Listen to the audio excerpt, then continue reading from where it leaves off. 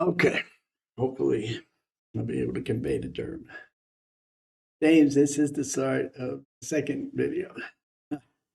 So, welcome to chapter 10, um, human sexuality, self, society, and culture, right? So, chapter 9, we talked about the differences between gender, identity, and sex, right? Your biological sex and your gender identity. And here we're going to be talking more, well, it's still gender, but it's moving us into sexual orientation and gender. So I didn't get into it last time, I guess, but even if I as a male decided to, if I was transgender and decided to identify as female, it does not necessarily mean that I am attracted to men. I may still be a female, a transgender female, who is still attracted to women.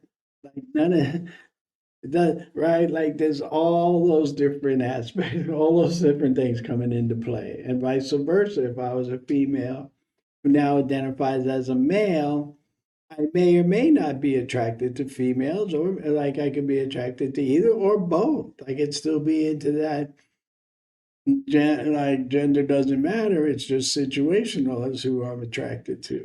Right? So this is a broad, again, a very broad spectrum across a continuum of sorts, right? So, right. So this is that. This is what we're going to be looking at now: sexual orientation, basically. Uh, and understanding your sexual orientation, right, and all the different variations of that, like I was just barely starting to explain, right? So for now, in the United, it talks about the United States, but I think this is pretty much more worldwide accepted, right? The LGBTQ now includes LGBTQIA plus, right? So the list is the variations are being more identified, and people are identifying themselves at different variations, and so this is it's the bigger list, right? And hopefully you know this lesbian, gay, bisexual, transgender, questioning, or queer.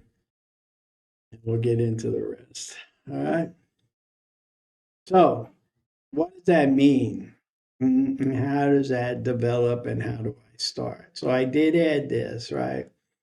Um, talk about are sexual rights human rights? If my sexual identity does not fit into your box, what are my rights? And so that goes by, it can be written, but it doesn't mean that it's real, right? So of course, in the United States, we have laws protecting people and all of that, right? But we're going to get into later how effective those are or not, right? Because we still have hate crimes and we still have homophobia and we still have sexual prejudice, right? But the UN, on a worldwide basis, right, uh, decided that the laws criminalizing consensual same sex relationships between adults are in violation of the international human rights law, right? So if I'm a homosexual and I'm having sex, I'm a homosexual male and I'm having sex with men, there should not be any laws criminalizing that anywhere. Of course, there are still, and whether it's state laws, religious law, right? There's all different levels of this, right? At any rate, you can go here and read a whole. If you're interested, you can read a whole. Well, it's going to take too long. Maybe not. There's a long list here of what you want to look at. And here's your background, right? The many faces of the LGBTQI plus population. So there's a lot of things, a lot of information there. If you're interested, I just put the link in. I want you to know. So the world looks at this. It's not just us. This is a worldwide. People are people have some commonalities, and some of that is all about this and our sexual identity. As sex is, important to people, important to the continuation of people, right? All those things. So, uh, how do we come out? What's our sexual well-being, our sexual rights? We already talked about. So, sexual orientation, I'm a heterosexual. I'm a heterosexual male. I am attracted to females. My wife is a female. A lesbian, it would be a woman who's attracted to women. And I don't think I hope this is not news to you, but if it is, here. A bisexual person, I'm attracted to both men and women. And then here we go, where we go lesbian, gay, which is homosexual, bisexual, transgender, right? We all talked about all that last time. Queer, which used to be a derogative term, but now some people brought it back. It also stands for questioning, is where I don't know yet who I'm attracted to. And at the moment, I have a lot of mixed feelings about that. And I'm going to maybe experiment here and experiment there, and I'm still trying to figure it out. Intersex, meaning I'm more fluid, right? And asexual, meaning I really don't have an interest much in sex, or it doesn't matter. Like I don't present as either sex. Androgynous people don't present themselves. They try to eliminate sexuality in their physical presentations, the way they dress, the haircuts, present themselves. Right? They try to minimize the ability of people to say whether they're male or female. So here we go, right? Non-heterosexual orientations, when you're not in the box, you are stigmatized at some level or some degree. And, it's a big, huge problem, right?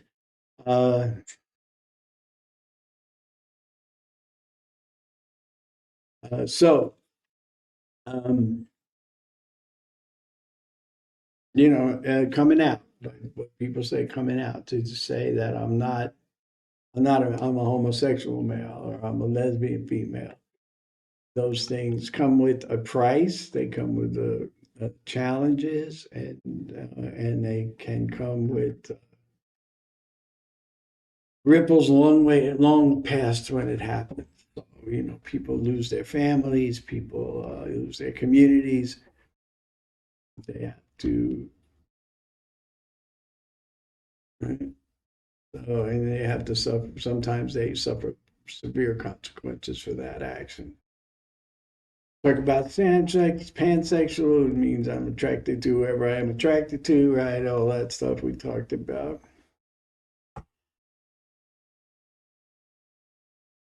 So this goes back to the last chapter where I talked about our continuum, right? The Kinsey scale back in 1948. There's very pure people, right? There's not that pure male. There's not that pure female. They're not necessarily. Even though I may be a gay male attracted to men, I may find myself attracted to men that look more feminine. I may find myself still attracted once in a while to a woman. It's not this like black and white thing, right? So it's all this flexibility because we grow, we change, our feelings develop. And sometimes we, like you say, we have no control really to who we're attracted to. Anyway, a lot going on. So here we go again about the spectrum, right? And this is the Kinsey scale, right? And so here he says, he only splits it into three things, which is probably not very much, but I think, the continuum is a lot different. But at any rate, the Kinsey scale was what, 75 years ago. This was pretty developed, right? This was pretty outrageous at the time. So 0 to 1 means you're exclusively, predominantly heterosexual, but even here you got this little piece, right? 2, 3, and 4 indicates equal or more incidental, so you're somewhere in the middle. And so you have heterosexual and homosexual type of feelings, development, attractions, you just don't, right? And then 5 and 6, predominantly homosexual. And this was Kinsey's idea way back in 1948, which I said, like, none of you were probably born then or even thought about then. Maybe your parents weren't even born yet.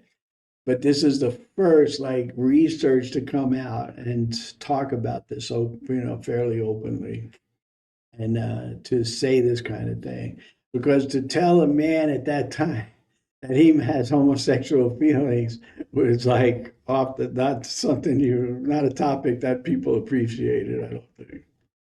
Like I said, I wasn't even born there, but I know history, right?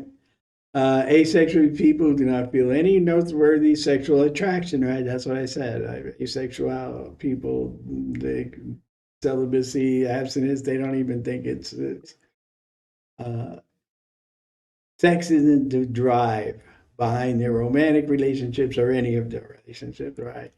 Uh, people talk, most of us, when we see somebody, we're attracted to them. There's a sexual attraction before we have any kind of emotional attachment. Right? We see them, and right away we're like, "Oh, I like that way that person looks." Yeah, rather than, "Oh, I wonder what that person's mind is like." Right. So here, this is a little bit different, and sex is not the driving force behind relationships by any length. Uh, so we talk about sexual attraction, and I'm not going to go through this, but the gaps between desire, behavior, and identity in men and women. So in men, you can look at this, it's not very clear, right? But my behavior is driven 22%. My desire, see, is 44%. And my identity is just 2%. Right? And then I have this. And so women are different, right? Which most of us know already. Um, I'm not going to get into that, and you're going to see it in the book. You can get the better details, see it better. So how do we get our sexual orientation? Is part of it is genetic, part of it is prenatal, part of it is which means before we were born, part of it is postnatal after we're born, and then much of it is the interactive biopsychosocial cultural pieces that we talk. And we talk about the genome, the genetics of birth, X, X, Y, Y, X, X, Y, those different things, right? And how that can influence things possibly. So right now, most research is leaning to these being the predominant factors. I still, as a social science person, have a lot of feelings here.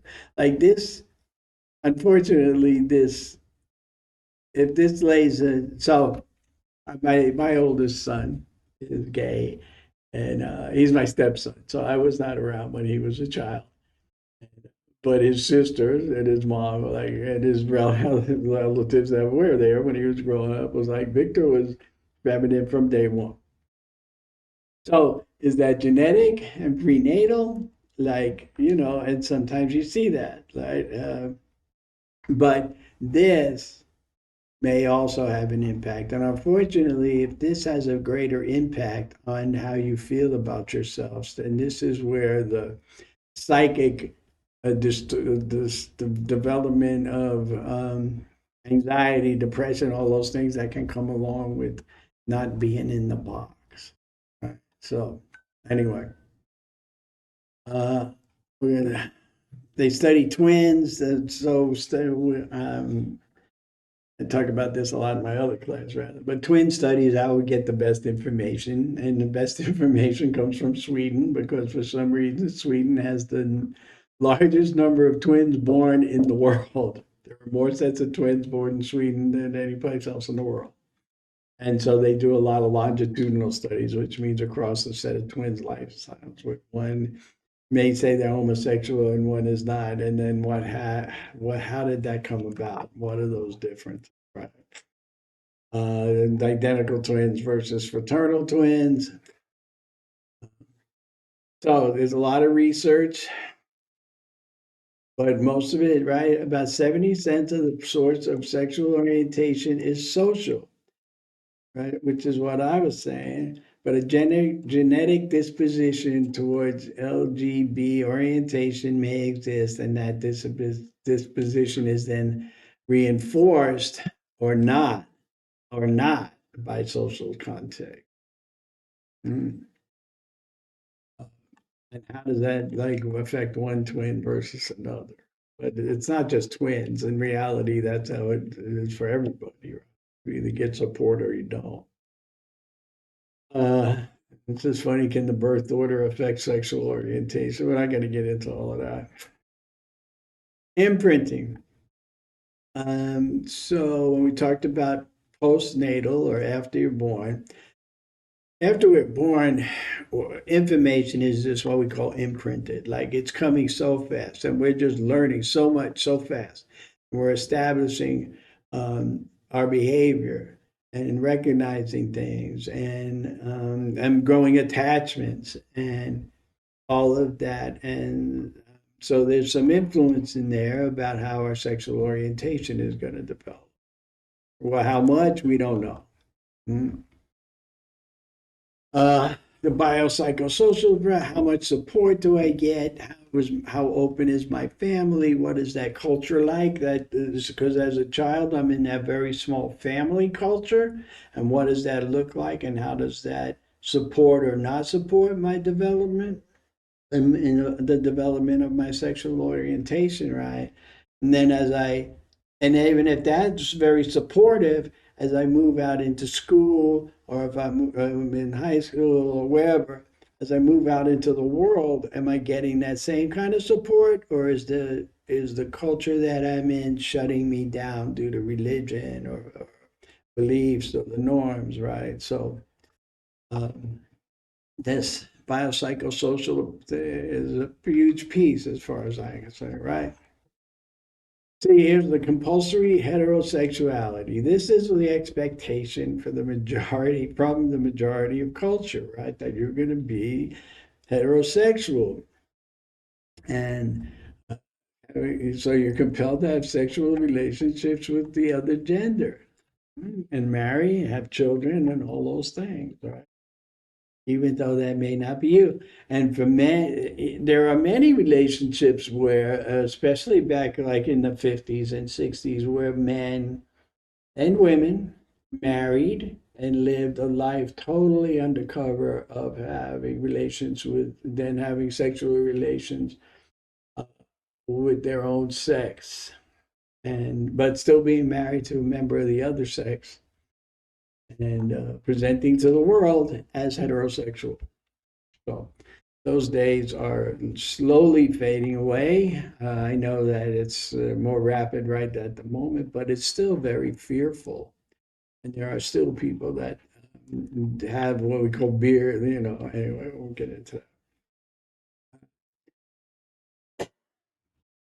So this is all very individualized, right? The same thing. I don't, how far, where I am on that continuum, the spectrum, how much am I attracted to who, all of those things, right? This is just as individual as the color of your, whether or not you like beets, but much more complex, I guess, right? So here's all the different identities, the politics, the support. 10% of people are gay. Nobody really knows because of that. Some people may be homosexual, but they're still not willing to say that out loud. They're still not willing to admit it to the world.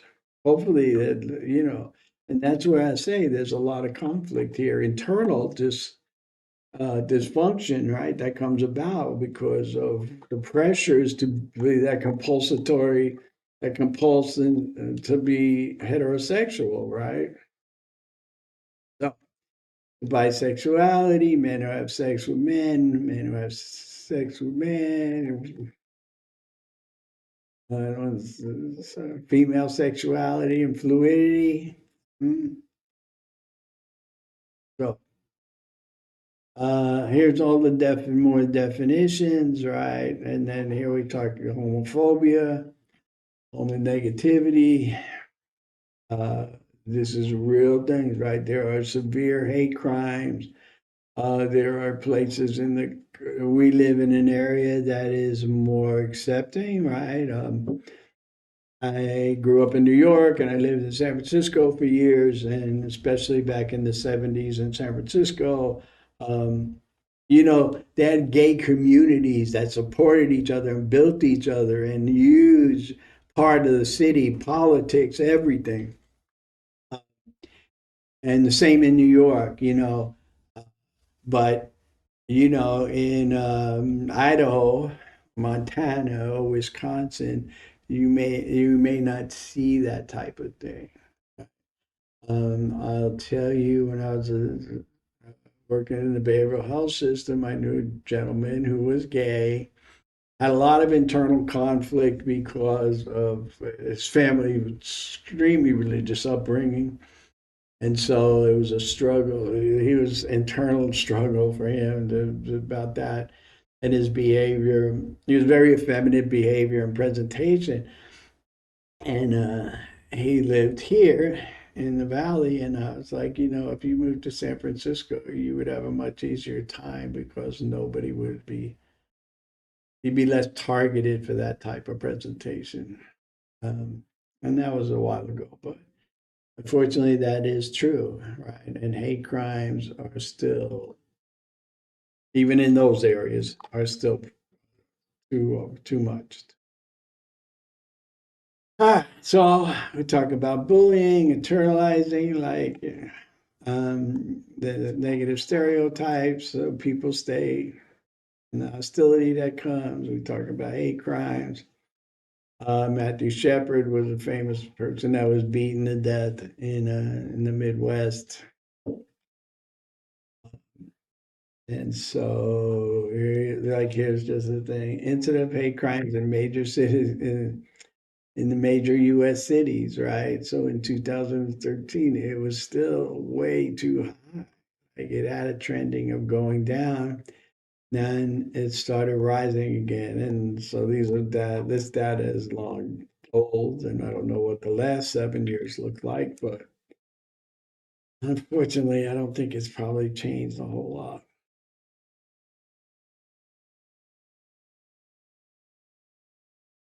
So, social acceptance, families. So, as I said, my oldest son is gay, and he has a husband and a partner, and they have two fraternal twin girls. And we're a very complex family. I won't even get into it. My grandson was our granddaughter for the first, 16, 18, 17 years of their life. Now it's our grandson. And so, we have a lot. I'm blessed with a very open family. They all get a lot of support. They all get everything they need. And hopefully, my best to make that, give them all of that support. Not everybody gets that. So, coming out, talked about this, how challenging that is. Here's some questions for yourself about your own sexual orientation, or if you are there, if you know the answers to these yet. And if not, maybe it's food for thought. And just once again, I wanted to put in the Pride Center and the Trevor Project. So, uh, very complex situations, very development. I know some of you are still in high school, and I can guarantee you that you are not finished developing any of this, right? So, like, You still be developing, right? Your sexual orientations, your attractions, your relationships, all those things are going to keep change. Some incrementally, like mostly incrementally and maybe not drastically, but you know, you already know the challenges of just trying to be who you are, even if you are heterosexual.